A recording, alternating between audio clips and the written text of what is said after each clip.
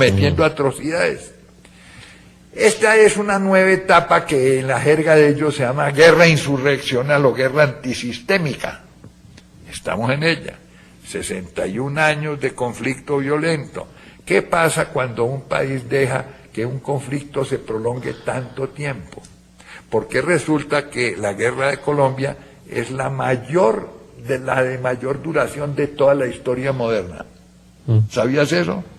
Mira, si tú comparas, por ejemplo, con lo que hizo Mao Zedong en China, dirigente comunista, él apenas duró 35 años. La gran marcha. Sí, comenzó en 1914 y culminó en 1949. 35 años. Aquí llevamos casi el doble. Y cuando se deja prolongar un conflicto tanto tiempo, comienzan una serie de consecuencias pavorosas, además de la guerra que ya por sí misma es una atrocidad inmensa. ¿Qué son las consecuencias? Por ejemplo, salieron los contras, los famosos paramilitares o autodefensas, que al principio más o menos bien, pero después terminaron haciendo iguales o peores atrocidades que los que ellos pretendían combatir. ¿Qué más? Aparece el narcotráfico. Uy. Que eso es envenenar a millones de jóvenes en el mundo entero, todo para poder conseguir recursos para mantener la guerra. ¡Qué atrocidad! Y siguen en las consecuencias negativas, los tales falsos positivos. ¿Qué tal? Por ejemplo, que por las presiones que hace el gobierno, especialmente el presidente, sobre los militares, muchos de ellos cometen abusos incalificables, comienzan a asesinar jóvenes inocentes, incluso hasta un discapacitado. Creo que van casi 1.500 víctimas de estos militares. No quiero decir que todo el ejército haya hecho eso. No. Y también hay falsas denuncias. Muchas. También. Pero es una atrocidad que eso ocurra. Y así por el estilo. ¿Qué más? La política comienza a corromperse también. Ahí tenemos la yidis política, la narcopolítica, la FARC política y últimamente la notario política. Sí. Carambas, todas estas porquerías y la corrupción también de todos estos instrumentos. Por eso es importante ponerle término a esa guerra. Y el desplazamiento, que es lo peor. Claro, ha habido 4 millones, mínimo 2, algunos creen que 4 millones de desplazados, despojados de sus tierras, lanzados fuera de ellas en unas migraciones espantosas. Esa es la más terrible. Bueno, pero entonces, ¿qué pasa? ¿Cómo ponerle término al conflicto? Hay dos maneras: echar bala, represión militar. Yo no digo que no se necesite, y en parte sí, porque si a uno le están disparando, pues uno tiene que defenderse. Ahí está la seguridad democrática. Claro. Eso es lo que ha hecho, y en eso tenemos que elogiar al señor presidente Álvaro Uribe Vélez. Claro. Lo ha hecho, los ha golpeado, los tiene arrinconados, pero no derrotados, no están derrotados. Entonces, esa es la situación. ¿Qué? ¿Seguimos echando bala?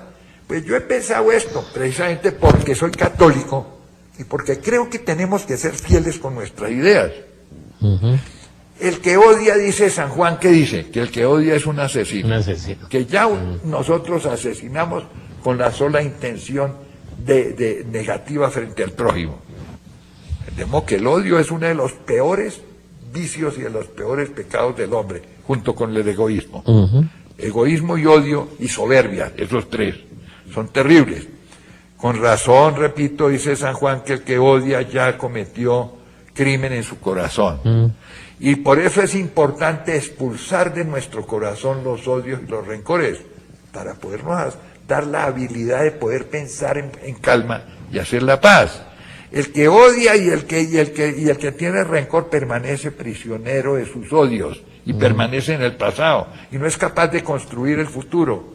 Por eso la primera condición es esa: si nosotros expulsamos esos odios, comenzamos a ver con otros ojos a los guerrilleros, no como santos, porque no lo son, no se trata de eso, son hermanos criminales, pero son hermanos, criminales, espantosos, lo que ustedes quieran, pero son hermanos y son colombianos. Entonces yo les diría a ellos: caminen y hagamos un intento de paz negociada, de paz habladita. Que no es posible, sí es posible. Hace 21 años, con el M-19, con el EPL, mediante el diálogo se consiguió terminar el conflicto de parte de ellos. Sí. ¿Por qué no se puede hacer lo mismo con las FARC y con el ELN? Ustedes dirán, pero es que son espantosos. Es que ellos, por ejemplo, asesinaron horriblemente, en forma sádica y cruel, por ejemplo, al gobernador de Caquetá. A mi amigo, es cierto. a mi amigo Gilberto Echeverri. Pues, Claro, a muchos de ellos. Es cierto, eso es verdad. Pero ojo que el M-19 tampoco eran peras sin dulce. Por ejemplo, ellos asesinaron a José Raquel Mercado. Sí. ¿No es cierto? Sí. Y lo colgaron ahí en un poste. En la 53. De la abajo, 53 sí. en Bogotá. ¿Qué más? Hombre, hicieron la toma violenta del Palacio de Justicia, esa atrocidad. Y estaban financiados también por Pablo Escobar. Sin embargo, después de unas conversaciones se llegó a un acuerdo con ellos, dejaron las armas, acabaron totalmente la violencia y se incorporaron a la vida civil. Así es. Entonces, ¿por qué no intentar algo semejante también con este? Además, tú sabes que en Sudáfrica, porque ahí viene el punto hermoso, si decimos que somos cristianos, tenemos el Evangelio de Cristo, y veamos qué dice Cristo cuando hay peleas y cuando hay conflictos y cuando hay guerras.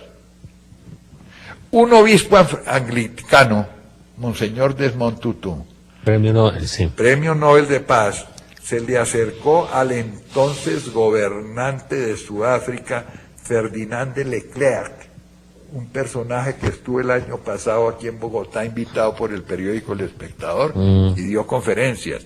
Monseñor Desmond Tutu también estuvo en Colombia, Sí. invitado por la Fundación Carvajal. Sí. Bueno, allá en Sudáfrica había un conflicto terrible, peor que Colombia y más largo, más de 100 años, entre blancos y negros.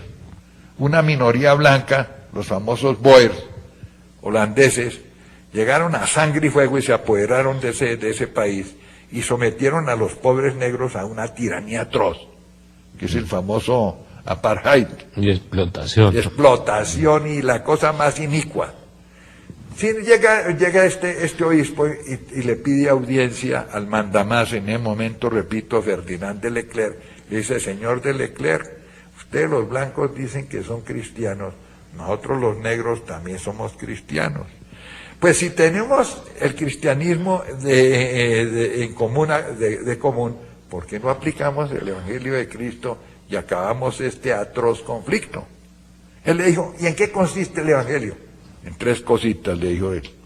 Cuando hay un conflicto entre marido y mujer, entre clases sociales, entre países, entre razas, entre lo que sea, 3 reglitas. Primero, sentarse y decirse las verdades cara a cara, con franqueza y con respeto, primera reglita. Segunda, tener el valor de pedirse perdón por los yerros y las atrocidades que se hubieran cometido.